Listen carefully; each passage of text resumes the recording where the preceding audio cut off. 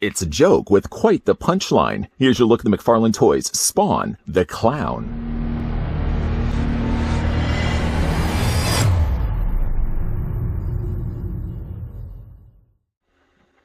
The clown, a short, obese, ugly clown with rotting teeth and a blue mark in the shape of an M on his face, is the alter ego of the Violator. Dubbed his secret identity in human disguise, he uses this ruse to walk among the humans to avoid detection. Though Violator has shape-shifting powers, he is able to turn into anything he would wish. Violator has such a distaste for humans, he shifts into this putrid form to mock them, because he sees them as disgusting, pathetic, and weak.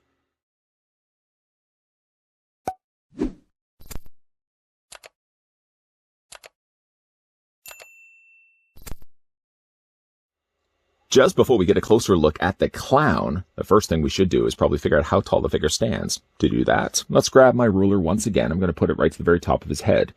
You know, the figure's about 6 inches. Well, I guess he's almost closer to being 6¼ inches tall, which works out to be the figure being roughly about 16 centimeters tall.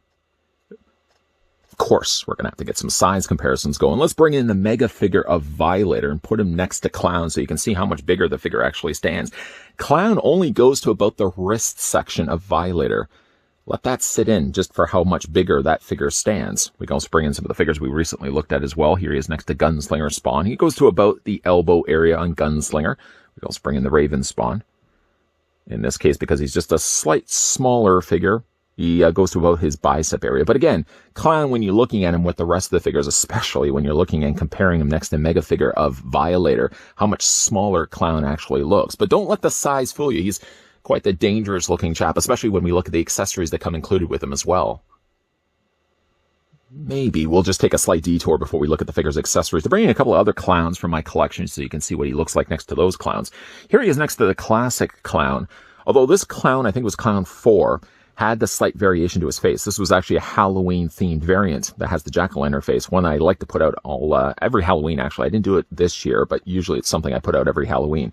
And then there's also this Clown, too, something, again, we've looked at here on this channel. I'm really actually compelled to go back and re-look at some of these clowns. Let me know if that's something you guys would be interested in. Back on track, having a look now at the figure's accessories. The figure comes included with a display stand. Very observant viewers will know that this is the same stand that we've gotten with other figures as well. Not literally this same stand.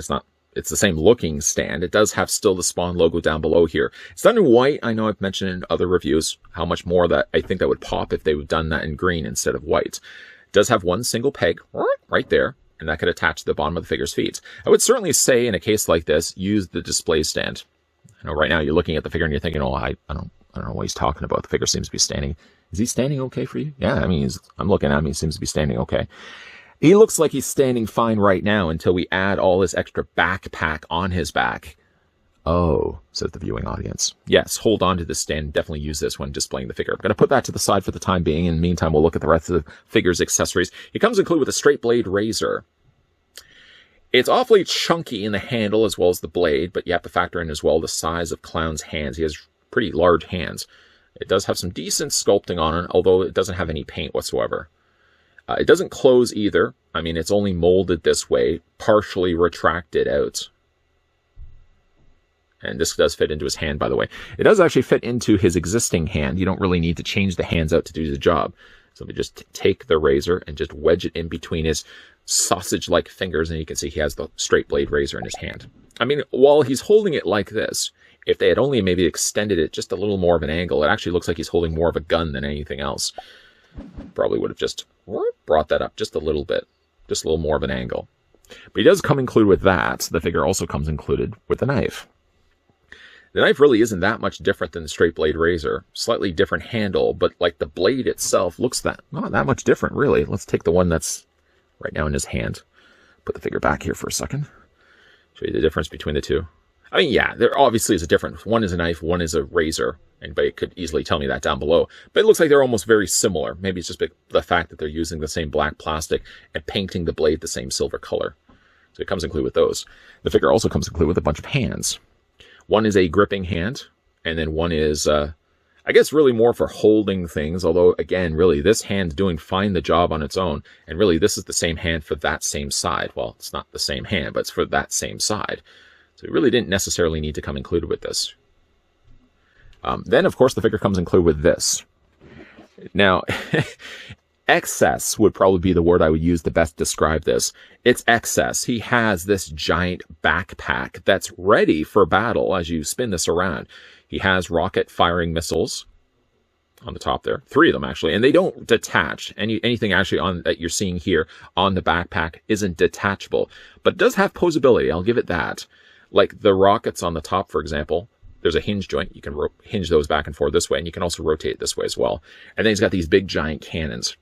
What I'm guessing is actual cannons on the one side. Almost looks like there's deployable missiles up at the top here. And this almost looks like this would be something that would open up and then have just rows upon rows of little small missiles that would launch as well. Although this doesn't open up. As you can see, there's just a lot of plastic that they used here.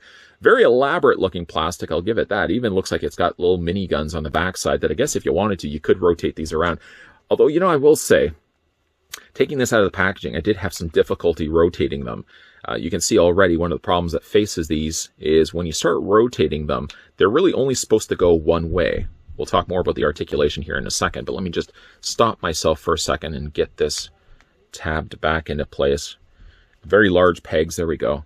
And like I said, it does give you a little bit of posability this way, but the way that they've actually sculpted this, there's posability where you can rotate this sort of up and down, and there's like an elbow joint here where you can bring this around. But the times that I've done this, I've popped this joint off a couple of times. I had to put that back in place. And even though there's our elbow ratcheted joint here, bending this, you can kind of already hear there's like a unsettling snapping to the ratcheted joints. So I'm probably only going to keep it the way it was when I kind of went with the way that the packaging showed it, having this being the facing forward side as well as the cannon here on the other side. But again, like looking at it on the back side, there's like missiles here, and there's like a minigun that seems to be down at the bottom there as well. And also this here too. I mean, again, you could probably rotate it, but there's very little give when it comes to rotating these. I'm probably just going to keep them the way that they are. If you are really wanting to turn these around, probably would recommend maybe taking a hairdryer and heating this up. That joint does not want to budge at all for me. Yeah, like I said, every single time I do it, it only just wants to pop itself off that peg. And then the peg is very difficult to get back in place because you really have to then line everything up here. Finding it so much easier just to do it off camera. Anyways, it's plugged back in place for at least the time being until I've decided I want to start moving things around. You really, again, can move it. There's a joint here, a joint here, and a joint here, but any little bit of moving, especially on this one side, just results in splitting the peg in half, and then me spending the time to put it back into place here. I think easily they could have just sculpted this all in plastic, just the shape that you see it right now, and just do away with the articulation altogether. I mean, even on this side, there's a swivel hinge where you can move it back and forth this way, but really, what is that accomplishing? I'm never going to really pose it like this anyways. And again, to move it up and down just results in this splitting in half. Just going to leave it and call it a day. Anyways, to attach it to the back of the clown, you're going to see there's a rectangular peg right here, very obviously sticking out like this. You're going to take then your figure of the clown and spin him around in a very obvious place there on the back of his torso. You just then take the backpack and fit it into place. The backpack actually stays pretty good in place too. Now, you can't just will these missiles to fire by themselves. He actually does need to use a remote. And they included a remote. It's attached to the back. And when you take it out of the packaging, this is located right up by the missiles with a clear elastic. Just cut that elastic to remove the remote. And there's a little trigger on the front that's going to then fit into his hand. Just like that. And again, putting him down on a shelf like this, going back to a point I made earlier, the figure then becomes very top heavy. It's more of just a balancing act than anything else. If you lean the figure forward like this, he seems okay enough to kind of bear the weight that's on top of his shoulders. But again, I would probably use this display stand just in case, because I really don't want the figure to fall over. It's overkill, somewhat ironic, I would say overkill, consider and talk about Spawn and all, but it's kind of overkill the fact that they added this much armory that you can have on his back. At least the idea is it's not permanent. Even though it's going to have a very obvious hole on the back of his torso, you could just easily remove it and just display the clown by himself. And that's probably what I'm going to do. I kind of like the idea that they added so much excess like this, but I probably just, at the end of the day, display him without all of this on his back anyways. Let's go ahead and pick the figure back up. Take then the remote out of his hand and just remove this whole back piece. And we're going to just put that to the side for the time being. Let's get a closer look now at the clown. I like the way that this one turned out. It's very familiar looking clown. In a way, it kind of bears a little bit of a resemblance to the movie Clown, I guess, in a way, is the way they've sculpted it.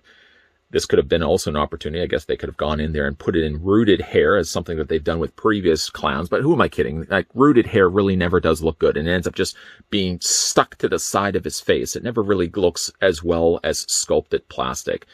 So maybe just forget that point I just made. You can see as well, he does have the face painted in blue with tiny little chiclet teeth painted in a gruesome discolored yellow.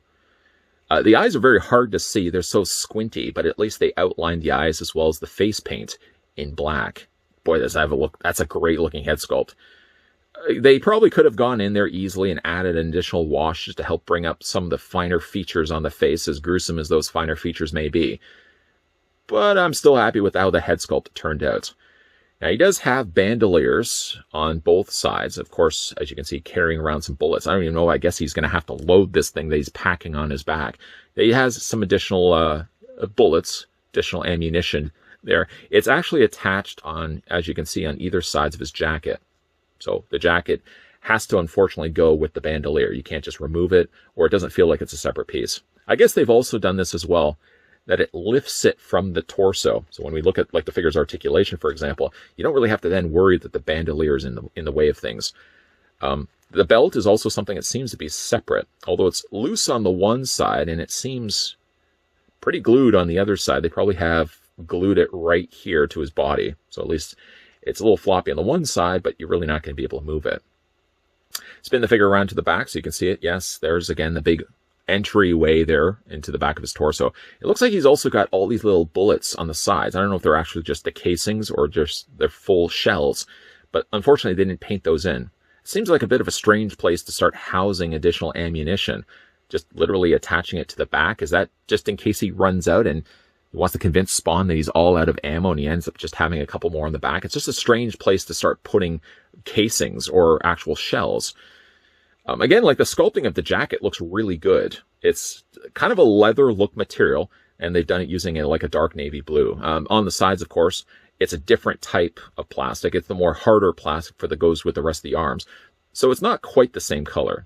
You can see it's more of a lighter, more matte color here, and it's more of a shinier navy or blue here. But it looks good. I really like the way that this one turned out. He's squat. He's short. Of course, he should be for him being the clown after all. Looks like he is sporting himself some jeans. A slightly discolored, off-color coloring here. I'm drawing everyone's attention, of course, to Clown's crotch area here. Because this is softer plastic, it's not quite the same blue that they did for the legs. It also helps as well that, give it that look like jeans, that they've gone in there and brushed additional lighter blue over top of it. I just wish like they could have gone in here and painted this too. Because like when you're looking at it, it looks like two completely different types of plastic that they ended up using. And then, of course, when we get down to his feet, he's got the little spikes there on the ends of his toes. He does actually have toe articulation, as well as some decently sculpted undersoles there as well, with, of course, those two peg holes. You really only need the one for his display stand, although if you really are having an extra display stand kicking around, maybe just attach two on the bottoms of his feet just in case. Let's talk about the figure's articulation now. We'll start first with his head sculpt. You know, I was surprised to see a face this full allow that much range of motion. No, that wasn't it. I mean, I wouldn't even talk about that. But looking at, though, I don't know if you can actually see it. There's a gap space right there between his torso and his neck. Because they've made it so open like this, you'd be surprised again, like the head can look down that much. I know, right? The head can look up that much. You can also take the head and rock it back and forth. And you can also take the head and rotate it all the way around. Most people aren't probably going to be doing that with the figures, but keeping in mind, again, the character that we're dealing with here, Clown, this is probably one of his shticks anyways, is rotating his head all the way around. But yeah, surprise. I really wasn't expecting a head, again, that full of a face to be able to move that much when it comes to his articulation. We then move our attentions over to his shoulders. Now the shoulders easily can come out at 90 degrees. No problems there at all. You can then take the arms, rotate them all the way around. Now the figure does have hinge joints. I'm drawing your attention as closely as I can possibly get it. Not that we have to get this close to an elbow joint, but just to draw your attention to the fact of what little you have to work with. It's so close to the rip of the sleeve that literally this is his arm straight and this is his arm bent. That's as much mileage as you can get out of it. And I guess I really can't knock the fact that at least they included elbow articulation. Really, if they left it off, I would be saying, well, why wouldn't they have put elbow articulation? It's the problem with being a collector. You're never really happy, are you? When it comes to the wrists, they rotate all the way around. The figure does also have a wrist tilt. You can probably see it right there. It does kind of result in the wrist looking broken. And also some additional paintwork that they've added to the arm hair there. I like that. I also really like this wrinkle on the bottom of his elbow. I don't know why I'm stopping even in the middle of a review just to talk about the wrinkling of an elbow. But I like that. It's little attentions to detail I appreciate. Okay, so let's move our attention over to the torso here. Now the torso, mentioned already, because the bandolier is attached to the sides of the jacket and not attached to the torso, it means actually you get a bigger range of motion when it comes to his upper torso, his upper body. He does have a ball joint. You can rotate that all the way around. When it gets to the legs, now here's the thing about the legs. The legs split out fine, and again, you can move them forward and back because they've used a softer plastic to conceal the joints. For the most part, you don't see the joints behind the scenes until you bring the legs back a little bit. If you bring them back, you can see a little bit of a gap that forms here, and you can also see a bit of his tummy underneath the pants. It's unavoidable, but I mean, if you bring the legs forward like this, you're not going to notice it. It's only really when you tilt the legs back. And of course, they have to allot for enough space right here anyways to be able to allow the legs to move forward and back, which they do. He does have a knee bend, which works a little bit better than the elbows. It gives you just a little bit of extra additional bend in the leg. Again, you can have the leg straight. And when it comes to his feet, the feet move up and down, just a little bit, not much. Angle on the ankle pivot. And he does also have toe articulation as well. Again, it's entirely up to you. Displaying this figure for yourself, whether you want to go with or without the guns, but at least the fact that McFarlane loves his brand, he did go a little crazy when it came to things that you can add on to the clown. And because, again, they're not permanently in place, you can either decide for yourself to put them on the figure or you can leave them off. Again, when you put it on the figure, it's going to cause a little more top heaviness. So again, just compensate it when it comes to the legs, moving them forward, or yes, make use of the display stand. I'm definitely going to be making use of a display stand if at any given point I decide to display the figure with the guns. I mean, they're excessive, yes, but they are pretty cool, the fact that they would have included it with the figure. Not to take any chances here in final looks as the clown spins around on the old rotisserie. I've actually attached his foot to a display stand. I might even just end up using two, just so that the figure doesn't fall over. The figure has really squat legs anyways, and then you add some additional weight on top of his shoulders. He's really top and back heavy, that if you're not careful, the figure is going to fall either forward or backwards, and in either case, probably is going to fall off your shelf. Yes, please, please, if you can, use a display stand if you are looking to pick up this figure for yourself. Don't just assume that you can balance it. I've got him on the shelf. I don't know what this reviewer's talking about. He seems to be standing fine, and then you come down the next day, and the clown has taken a tumble. Certainly when it came to displaying him with the guns, I know sort of near the end of this review, I was convincing myself I probably wasn't going to display him with the guns because it just was unnecessarily excessive. But then I think to myself, clown is unnecessarily excessive in the comics anyways. This is totally something he would have done. I don't know, I kind of am warming up to the idea of displaying him with the guns. In a way, it reminds me of the garbage woman from Labyrinth. Remember where Sarah thinks that she's in a room and that garbage woman who's got all the garbage sitting on her shoulders? Why am I thinking of the garbage woman from Labyrinth? At least that's what I thought of when I looked at the backpack here. What do you guys think, though, of the clown? Let me know down below in the comments section. And if you've picked the figure up for yourself, let me know in the comments section. Do you display him with or without the guns? I always like reading your comments. And hey now, if you are new to this channel, you're enjoying the content that you're seeing, hit that subscribe button down below. That is, of course, to say if you haven't already done so, turn on the bell notification so you get those friendly reminders of whenever new videos are going to be popping up. And make sure, yeah, you're coming back. Come back on a regular basis because there's always new videos popping up. And we are also going to be looking at more. Not that I should be keeping it as a secret, but we are also going to be looking at more Spawn figures coming up, coming your way. Keep your peepers peeled. As always, guys, thanks for watching. See you guys next time.